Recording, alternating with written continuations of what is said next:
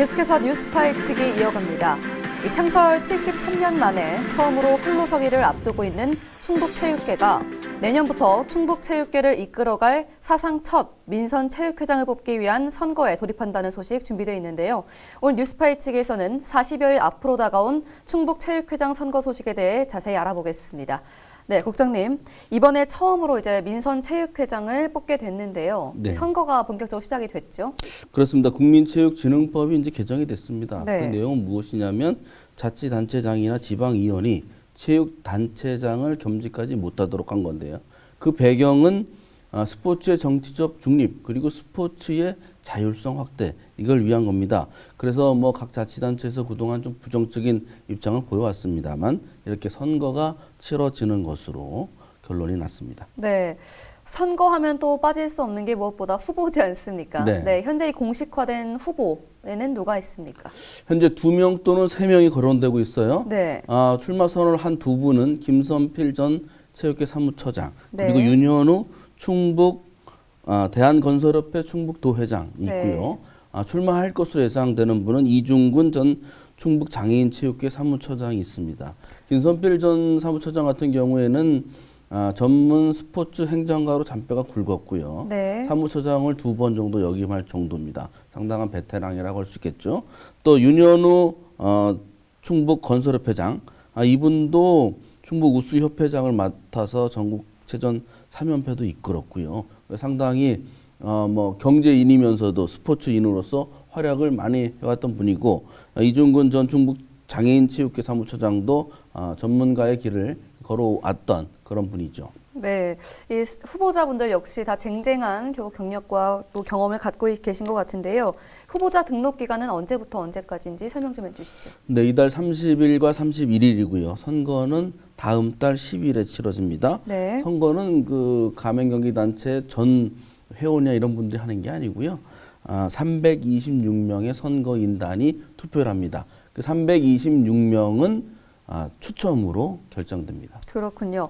투표 과정도 또 어떻게 진행되는지요? 일반 투표와 똑같습니까?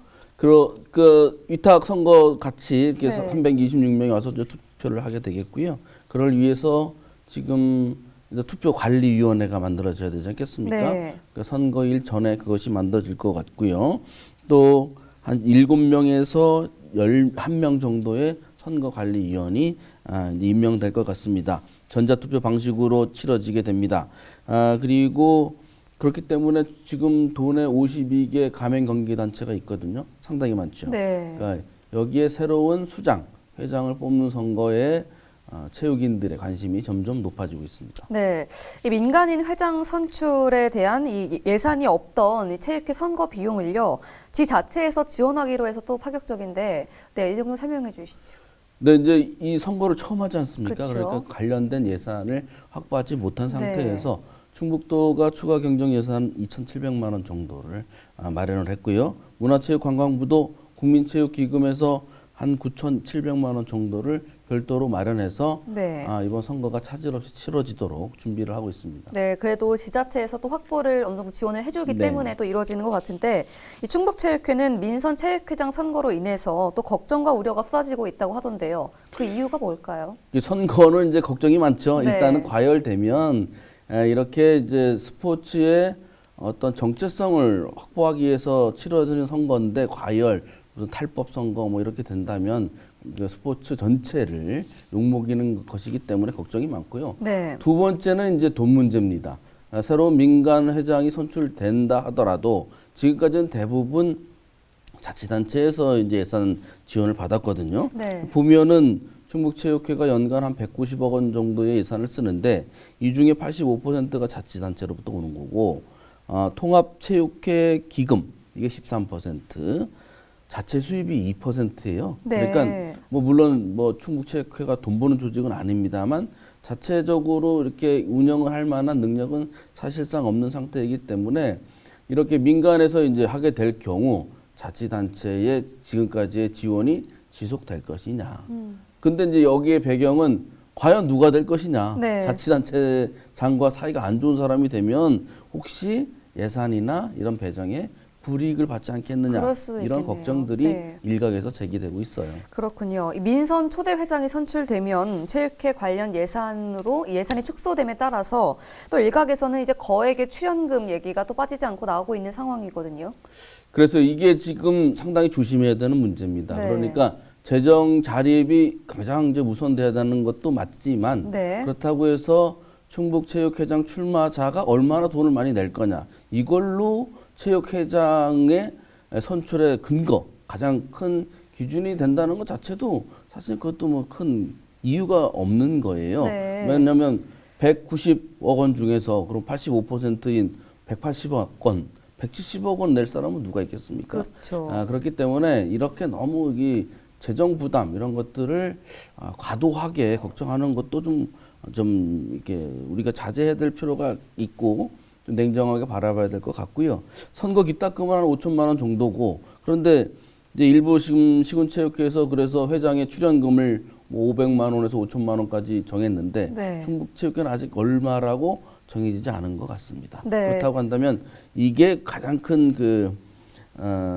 뭐 결정적인 문제냐 이건 또 한번 생각해 볼 필요가 있죠. 네. 지난 3일 바로 얼마 전인데요. 이 내년 출마를 선언한 김선필 전 도체육회 사무처장이 회장 출연금에 대해서 좀 개인적으로 부정적인 입장을 내놓아서 또 이야기가 되고 있거든요. 어떤 내용일까요? 네, 뭐 기자들과 얘기 나온 거 보니까 출연금이 회장 선출에 대한 평가가 됐다면 공고문에 냈어야 된다. 네. 뭐 출연금이 얼마다라든가 뭐 처음부터 좀 이야기가 이게 나왔어야 그렇게 돼야 된다는 되는 거 말이죠. 아니냐. 네. 그리고 그렇게 출연금이 문제라고 한다면 사무처 직원들 월급까지도 다 되는 사람이 나온다면 네. 나는 물러날 용의가 있다라고 네. 얘기를 한 거거든요. 이것이 바로 이 회장 출연금, 재정 독립 이런 것에 대한 이제 몰아가기 분위기를 좀 이제 반발해서 네. 거기에 이제 반발해서 나온 것으로 보입니다. 그래서 지금 회장 출연금이 과연 얼마인지 이것도 사실은 중요합니다. 그렇죠. 출연금에 대해서 아주 확실하게 좀 확고한 의지를 또 보여주셨네요. 반대한다는. 네. 현재 공식화된 후보들의 합의 추대 의사는 어떤지요? 뭐 서로 그 합의 추대할 수 있다라는 여지는 이제 남기고 있습니다. 뭐 더 훌륭한 분이시라면 뭐 이런 전제 조건은 있습니다만 그렇다고 지금 구체적으로 뭐 물밑이든 직접적이든 후보 단일화라든가 네. 뭐 이렇게 한 명으로 하는 것들이 움직임이 보여지는 것 같지는 않아요. 네. 그렇게 될 것 같지도 않습니다. 왜냐하면 지금 한 분은 어쨌든 전문 스포츠 행정가 출신이고 한 분은 뭐 스포츠도 하셨지만 이제 경제인이지 않습니까? 네. 각각의 출마 이유가 뚜렷해요. 그렇기 때문에 이 두 분이 또는 또 세 분이 출마해서 선의의 경쟁을 해서 좋은 분을 선출하는 것도 나쁘지 않습니다. 그러니까 합의 추대라는 것이 그 예를 들어 뭐 나중에 미락설이 밝혀진다든가 여러 가지 그것도 부작용이 있거든요. 네. 그러니까 이건 차기 충북체육회장 선거는 스포츠인의 독립, 자율성을 얼마나 최대한 보장하고 그리고 되신 분이 그 지역 스포츠를 잘 이끌면서 자치단체와 원만한 관계 속에서 재정도 많이 따올 수 있는 네. 그런 이제 분을 선택하는 게 가장 중요하다라고 네. 보여집니다. 아무래도 첫 선거다 보니 좀 우여곡절이 또 없지 않아 있는 상황인데 개인적으로는 좀 어떻게 진행돼야 된다고 보십니까?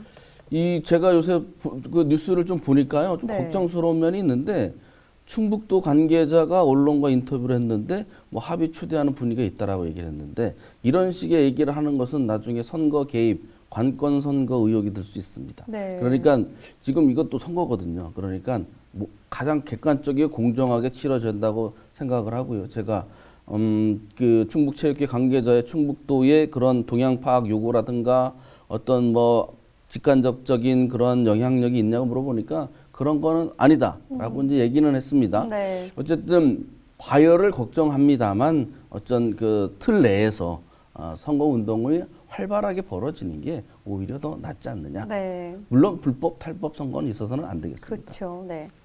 이 창설 73년 만에 홀로 서기 하는 충북체육회 초대 민간회장 선출과 더불어 후보들 간의 팽팽한 신경전에 벌써부터 뜨거운 관심이 모아지고 있는데요.